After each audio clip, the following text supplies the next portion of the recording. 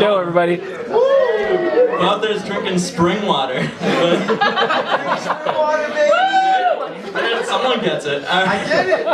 Good. Drink that spring water, baby! Yep. I know that was the only joke I had about spring water. I'm You're amazing. gonna have to move out of that. I love you. Thank you. No, so you guys know, you might know me by now. My name's Joe. I'm a little, it's bittersweet. This is gonna be the last time I'm doing this. So, Like, you mean... yeah. Like, what? Ever. Yeah, no, I'm quitting stand-up after this whole thing, so. But no, I'm just, so I was thinking for this set, I was gonna go back through, like, the routines I've done and stuff here and kind of do, like, stuff that I kind of like the most out of little jokes I was doing, because, out of everyone's favorite TV show, the best episode's always the clip show, because that's really what you're watching for. You're like, oh, I want to go back and see, like, random bits that don't make any sense in a way.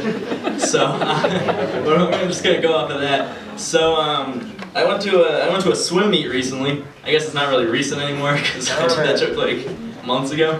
But it's an interesting. It doesn't matter. All these are stories anyway. It's not time and space doesn't matter. It's weird being a comic like that. But no, it's interesting because when you go to a swim meet like that. What's interesting is that you go there and people are so intense and they're like really pushing their children and stuff to go for it, as well as like a child swim. I guess I should backtrack just a little bit. But you're going there and like everyone's going real intense, and then you're thinking like you see some of these kids and they're not that interested in what's going on. They're like lackadaisically swimming. They're like crying before they I don't want to do this, and it worries me. It worries me for becoming a parent. Like I'm too lazy to go through the steps and be like, all right, what are you good at? We're gonna try this. You're not gonna like it. Then we're gonna try this. You're not gonna like that either. And like going through all the steps. So I was thinking like the best way to get around that would be if I just like adopted a kid and be like, all right, what do you like? We're just gonna do that, and we're not gonna go through any of the steps after that because I'm too lazy to figure that out. So I don't know. It's interesting too because I didn't realize how long events like that go on for. Like. I watched my cousin race, and then they said, oh yeah, you want to stick around, we're going to go out for a little bit, but if you want to stick around for about 3 hours, she'll go on again. It's like, no, I don't want to do that.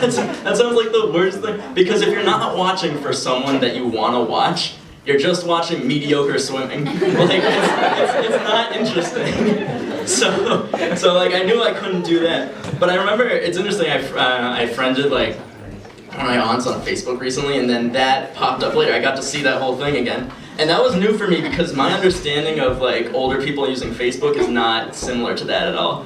Like, old people, from what I can recollect, are on Facebook for 2 different reasons.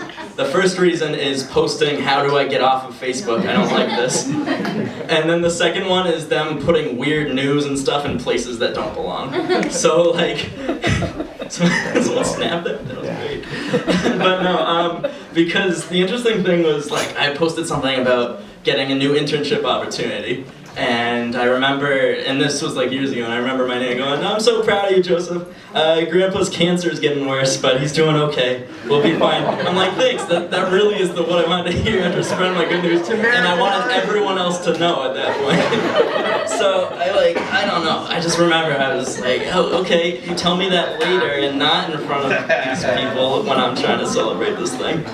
But I just remember, but I realized maybe that's like a sense of humor thing. Maybe like I don't get it, like certain bits of that. And I realize when I think about it, maybe they don't get like my sense of humor either when it comes to that stuff. I'll tell you a bit of a story. So I've been working on like a consulting project for the whole time. This is a recent one if you guys are.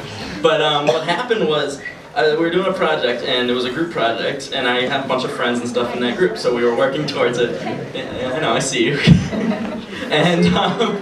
And what happened was, we were going through it, and I needed to forward on this work that I'd done, so when I forwarded it to him, we josh around and whatever, that's a good term for that.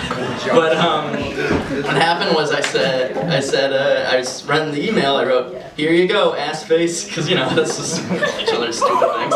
So what happened is, I go through that, and then I send it to him, and I go, hey, did you get my email? And he's like, yeah, I forwarded that to the client. And I'm like, did you check it? He's like, no, I just forwarded that. So we had to go backwards and be like, hey, please disregard this previous email. It wasn't the right file. It was the right file, but there was obviously other things wrong with it. But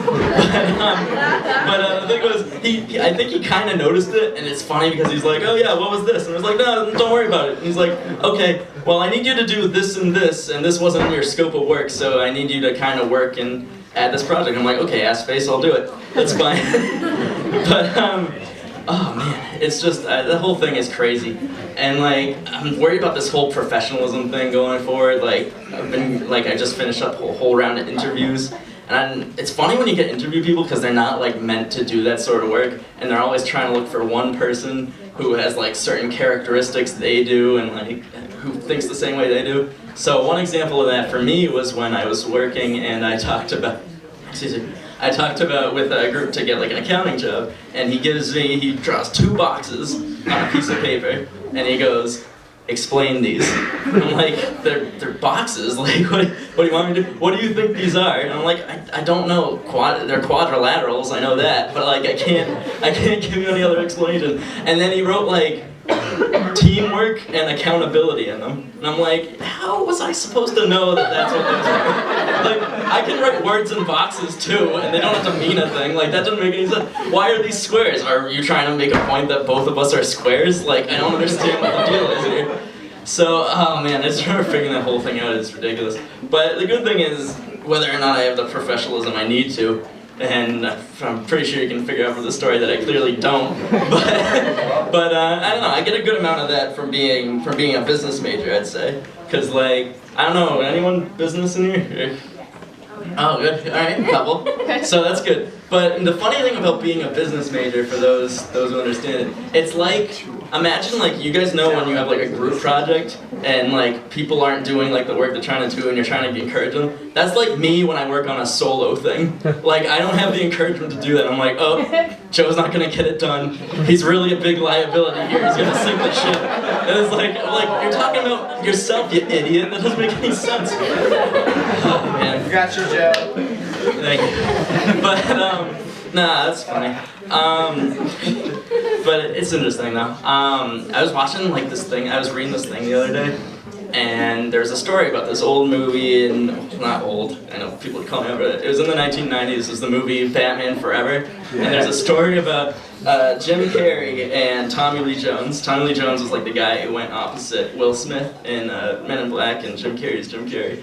But outside of the set, there's a story of them completing a scene together, and they go, and Tommy Lee Jones holds Jim Carrey like up to him like between breaks, and he goes, I cannot sanction your buffoonery. And it's like, I'm thinking it was like, well, that's such a weird thing to say to somebody. It's not like, you're not funny, it's, I cannot sanction your buffoonery. It's like, what does that mean? I forget where I was going with that. Oh, I remember now. No, the reason why I'm saying that is it's just because it's my last show. I just want to thank all you guys who've like listened this whole time. Thank you for sanctioning my buffoonery. I think that's good.